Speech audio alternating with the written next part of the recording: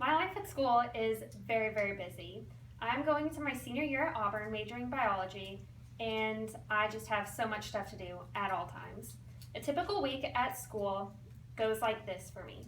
I have about 70 hours of homework, I have 9 hours in lab, 20 hours in class, I have weekly sorority chapter meetings, service hours, clubs, and church. Along with that, I try to run at least 15 to 20 miles a week. And to top that off, I try and squeeze in a couple half marathons and a marathon.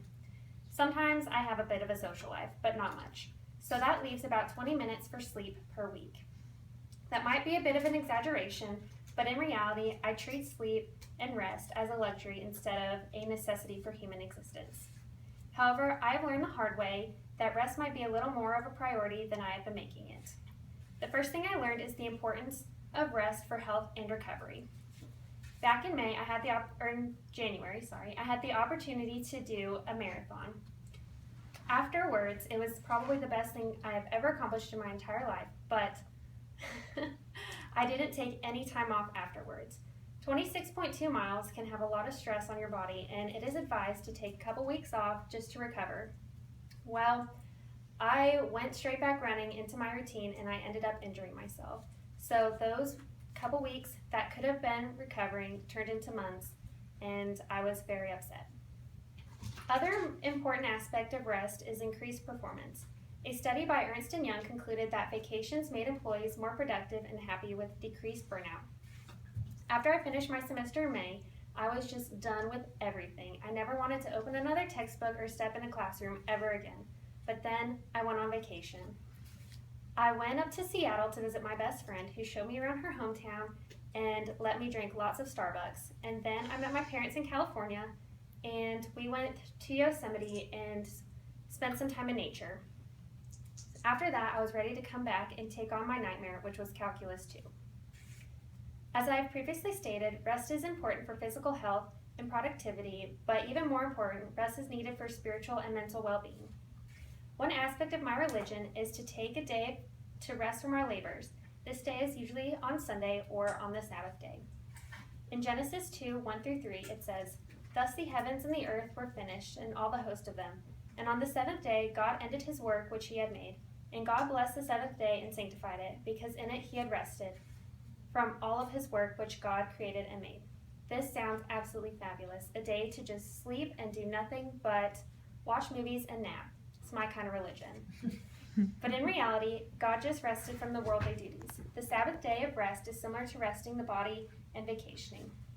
We are able to leave the stress and cares of daily life in order to renew our spiritual health.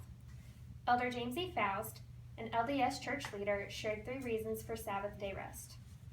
1, God knows our physical limits. We are not always as smart such as when I continued running despite my injury, or when executives who work 24/7 die of early heart attacks.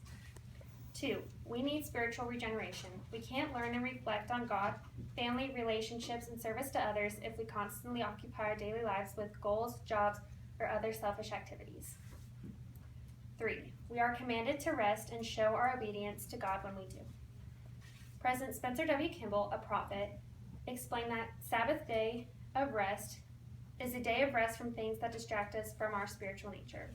He states, "If one merely lounges, doing nothing on the Sabbath, he is breaking it." Worthy activities of rest to regenerate spiritually include meditation, attending church meetings, visiting the sick, reading scripture, performing service, and physical rest. As an adult, we are subject to many temptations to focus on only our jobs, neglect our family, neglect our health, and neglect our spiritual life. By taking a break, we are protecting our health, productivity, sanity, and spiritual well-being. A well-rounded, happy, stable person does not consider rest a luxury. Rest from work, stress, worldly and selfish cares is the only way to be truly successful.